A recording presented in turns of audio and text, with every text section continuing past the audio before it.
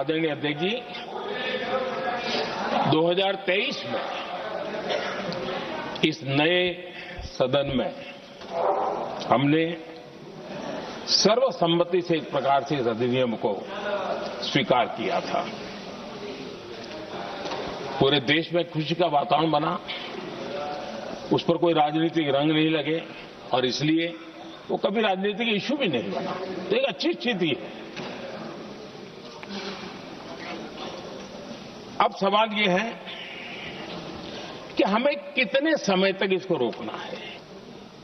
अब यहां जो लोग जनसंख्या वगैरह के विषय उठाते हैं, क्या आपको मालूम नहीं है?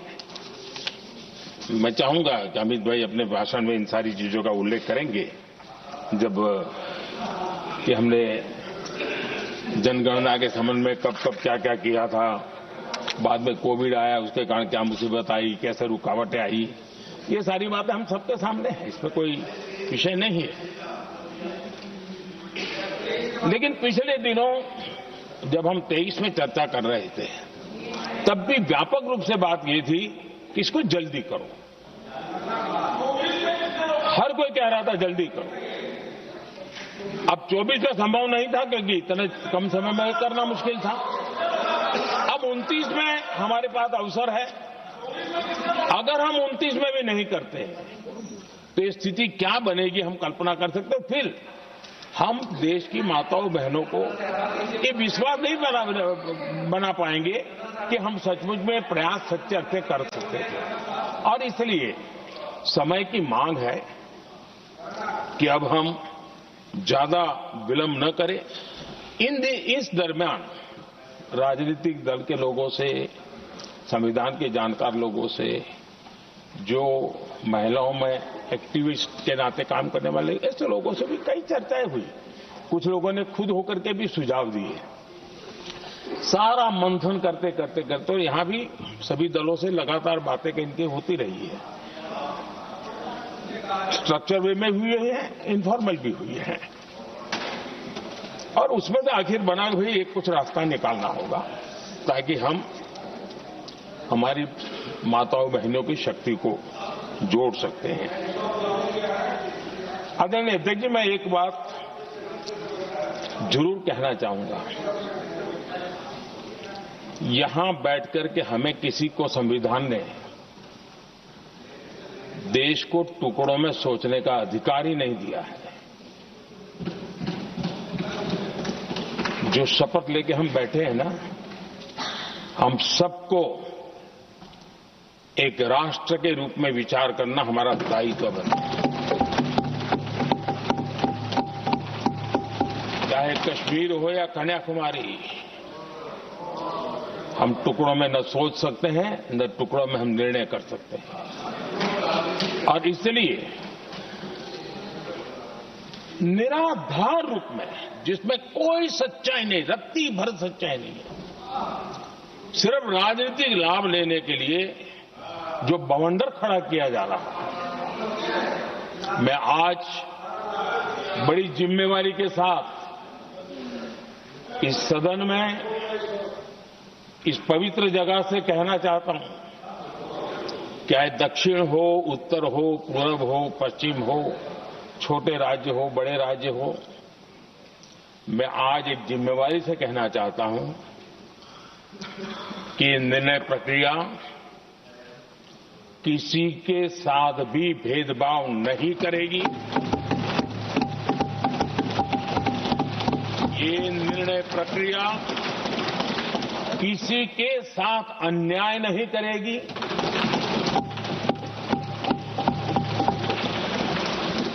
भूतकाल में जो सरकारें रही और जिनके कालखंड में जो परिसीमन हुआ और जो अनुपात उस समय से चला आ रहा है, उस अनुपात में भी कोई बदलाव नहीं होगा और वृद्धि भी उसी अनुपात में होगी।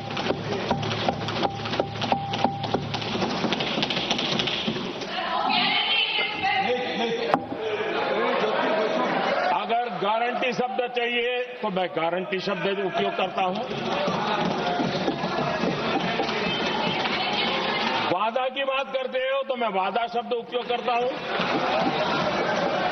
अगर तमिल में कोई अच्छा शब्द हो तो वो भी मैं बोलने के लिए तैयार हूं, क्योंकि जब नीयत साफ है तो फिर शब्दों का खेल करने की हमें जरूरत नहीं है जी।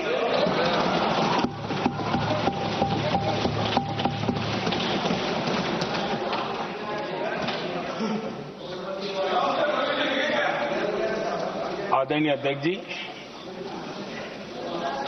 मैं आज सदन के सभी साथियों को ये भी कहना चाहता हूं कि साथियों, हम भ्रम में न रहे,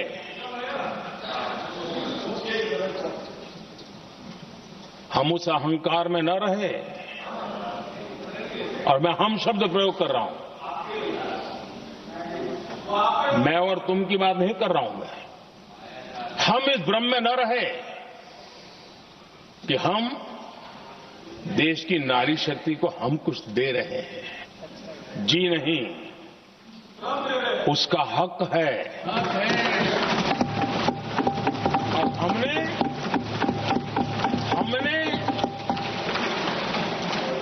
कई दशकों से उसको रोका हुआ है। आज उसका प्रायश्चित करके हमें उस पाप में से मुक्ति पाने का यह अवसर है।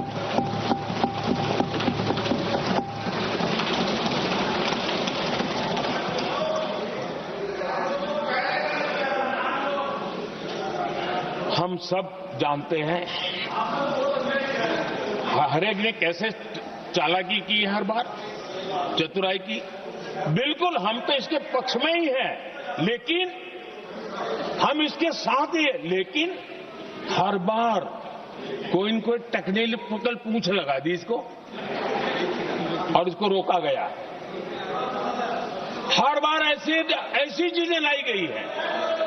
हिम्मत नहीं है कि हम 33% महिलाओं के आरक्षण का विरोध कर पाए। वो तो जमाना चला गया, आपको करना नहीं है, लेकिन कहने की हिम्मत भी नहीं है। और इसलिए टेक्निकल बहानेबाजी, ये करो तो ये, वो करो तो वो, डिगरा करो। अब देश की नारी को नहीं समझा पाओगे। सदन में नंबर का खेल क्या होता है वो तो समय तय करेगा, लेकिन ये पक्का है कि अब इन भांति भांति के बहानेबाजी, भांति भांति टेक्निकल मुद्दों के आधार पर चीजों को उलझा करके 3 दशक तक इसको अड़ंगे डाले, हमने फंसा के रखा। आपने जो अचीव करना था कर लिया, अब छोड़ दो ना भाई। 3 दशक कम पड़ते हैं क्या रोकने में? 3 दशक तक आपने रोका, फिर भी कुछ कर नहीं पाए, तो अब तो करो।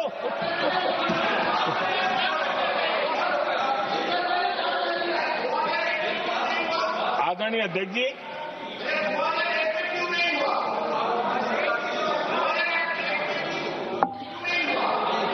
यहां कुछ लोगों को लगता है, आदरणीय अध्यक्ष, यहां कुछ लोगों को लगता है इसमें कहीं न कहीं मोदी का राजनीतिक स्वार्थ है।